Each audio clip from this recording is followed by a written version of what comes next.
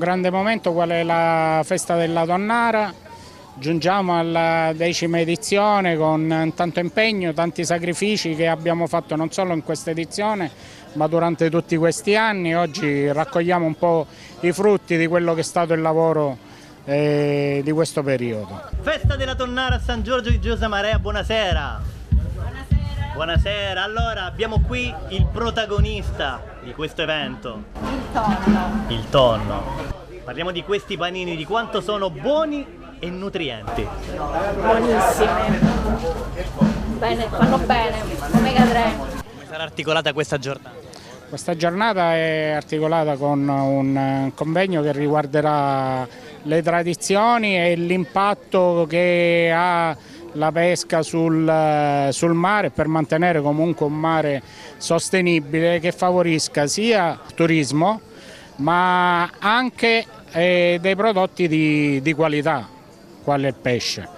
Poi ci sarà un'esibizione di danza sportiva e la degustazione di pasta, panini col tonno e del buon vino e uno spettacolo musicale con l'orchestra spettacolo proprio XXL. Festa della Tonnara, 10ª edizione. Guardate cosa si gusterà tra poco. Le meraviglie del mare di Sicilia con il pomodoro siciliano. Signora, buonasera. Cosa ne pensa di questa serata?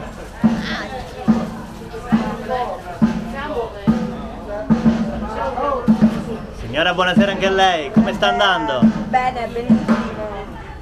C'è tanta carica, tanta voglia di far gustare queste bontà. Certamente, sicuramente. Vengono fatti tipi con o tonno e pomodoro, o solo tonno, o tonno e cipolla caramellata, ce n'è per tutti i gusti. E pronti per essere gustati? Allora un applauso lo facciamo, tutto lo staff pronto per accogliere al meglio tutte le persone che verranno. Cosa auguriamo a tutti coloro che verranno per la 10ª edizione della Festa della Tonnara? Che cosa auguriamo? Di mangiare e degustare i nostri panini, la nostra pasta col tonno e di divertirsi e di farci un bel ballo così con questo caldo sugo. Sarà fatto! E guardate, un'altra sorpresa!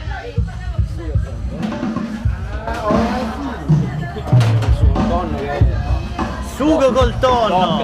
Parliamo allora di questo...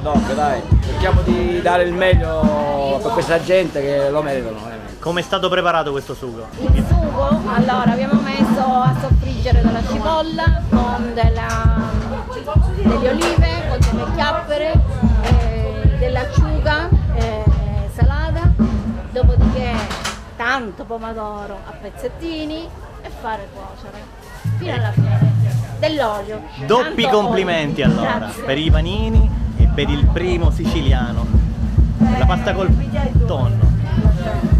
E guardate dove ci troviamo in questo momento, a 2 passi dal mare. Tra poco i fortunati sono qui a San Giorgio di Giosamarea, gusteranno queste meraviglie.